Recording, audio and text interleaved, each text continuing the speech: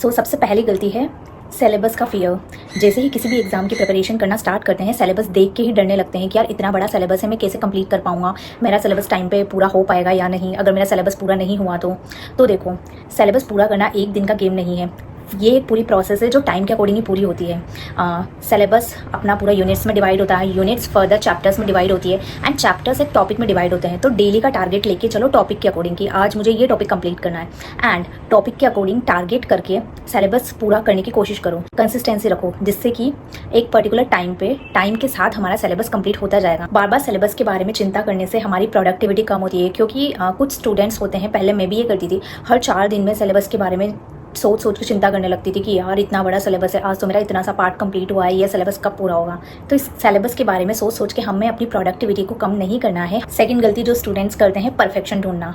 एक बार चीज़ें लर्न की एंड जैसे ही फर्स्ट रिवीजन किया, हम देखते हैं कि यार चीज़ें हमें याद नहीं है, हम भूल रहे हैं। इतना बड़ा सिलेबस हमें कैसे याद रहेगा जब हम एक चैप्टर की चीज़ें याद नहीं रख पा रहे। तो देखो, जैसे जैसे हमारा फर्स्ट रिवीजन होगा, सेकंड रिवीजन होगा, थर्ड फोर्थ फिफ्थ, जैसे जैसे रिवीजन होता जाएगा, हमारी परमानेंट मेमोरी में चीज़ें सेव होती जाएगी और हमें चीज़ें याद हो जाएगी ऑटोमेटिकली। ठीक है, फर्स्ट टाइम में हमें पूरी चीज़ें एक साथ लर्न नहीं होगी, सो परफेक्शन ढूंढने की कोशिश नहीं करना है। ऐसा नहीं है कि चीज़ें हम भूल चुके हैं, हम जैसे जैसे रिवीजन करेंगे चीज़ें हमें याद आती जाएगी। अगर ऐसा नहीं होता तो मैं कैसे CSI या नेट का एग्जाम क्वालिफाई कर पाती। चीज़ें मुझे याद थी, इतना बड़ा सिलेबस मैंने याद किया, वो मेरी मेमोरी में सेव हुआ, तभी तो मैं एग्ज़ाम निकाल पाई। थर्ड मिस्टेक जो स्टूडेंट्स करते हैं, पढ़ाई के टाइम पे स्क्रॉलिंग करना।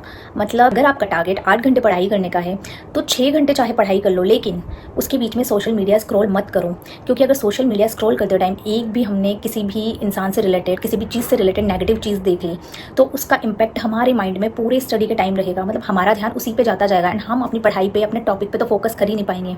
ठीक है, तो एटलीस्ट 8 घंटे पढ़ने का टारगेट है तो पहले 6 घंटे की पढ़ाई पूरी करो, चाहे उसके बाद एक बार सोशल मीडिया देख लो, लेकिन एटलीस्ट 6 घंटे से पहले तो प्रोडक्टिव स्टडी करो। उसके पहले बिल्कुल भी सोशल मीडिया यूज़ मत करो, लोगों की बातों में इन्वॉल्व मत हो। फोर्थ जो सबसे इंपॉर्टेंट मिस्टेक है, PYQs को डिले करना, PYQs को बाद के लिए छोड़ देना। मतलब कुछ स्टूडेंट्स सोचते हैं कि पहले मैं पूरा सिलेबस करूंगा, उसके बाद एंड में मैं PYQs को सॉल्व करूंगा, बट ये गलती बिल्कुल भी नहीं करनी है।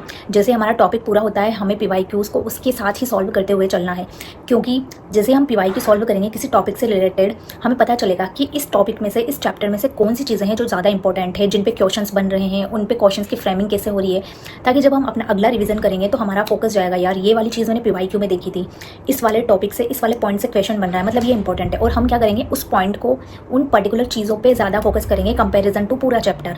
ओके, सो हम स्टार्टिंग से ही इंपॉर्टेंट चीज़ों को ज़्यादा वैल्यू देते जाएंगे, उन पे ज़्यादा फोकस करेंगे, तो एग्जाम तक आते आते हमारी वो चीज़ें नॉर्मल चीज़ों के कंपैरिजन ज़्यादा अच्छे से प्रिपेयर हो जाएगी, जिनसे क्वेश्चन आने के चांसेस हैं। ठीक है, क्योंकि एग्जामिनर PYQ के पैटर्न्स को ही रिपीट करता है, उन्हीं में से क्वेश्चन देखता है, तो किसी भी एग्जाम को निकालने के लिए PYQs का एनालिसिस करना बहुत ही ज़्यादा इंपॉर्टेंट है। Now fifth and last mistake, PYQs को एनालिसिस नहीं करना, बस PYQ सॉल्व करते हैं एंड ये गलत क्यों हुआ उससे कोई मतलब नहीं है, इतने मार्क्स आ गए दैट्स ओके, ये नहीं करना है। जब भी हम PYQ सॉल्व करते हैं, कोई क्वेश्चन हमारा क्यों गलत हुआ है, उसके पीछे का वाई ढूंढना है, खुद से पूछना है कि ये क्वेश्चन मैंने आखिर में गलत क्यों किया, क्यों इस क्वेश्चन की वजह से मेरी नेगेटिव मार्किंग हुई। क्या मुझे इल्यूजन था कि मुझे इसका कॉन्सेप्ट आता है, बट एग्जैक्टली मुझे इसका कॉन्सेप्ट नहीं पता था, या फिर मिसअंडरस्टैंडिंग हो गई पढ़ने में, या फिर मैंने इसका नोट यस नहीं देखा, क्वेश्चन को गलत तरीके से समझा, क्या ऐसा रीज़न था कि मैंने इसमें नेगेटिव मार्किंग की, इस क्वेश्चन को अटेम्प्ट किया।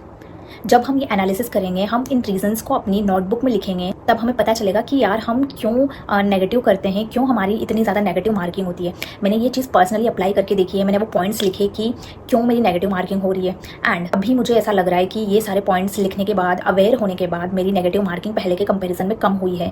मेरी अवेयरनेस के बाद इससे काफ़ी इंप्रूवमेंट आया है। जब मैंने इन सारी चीज़ों को खुद पे अप्लाई किया है तो मेरी एस्पिरेंट लाइफ में काफ़ी चेंजेस आए, इंप्रूवमेंट आए एंड मेरी एस्पिरेंट लाइफ बेटर हुई।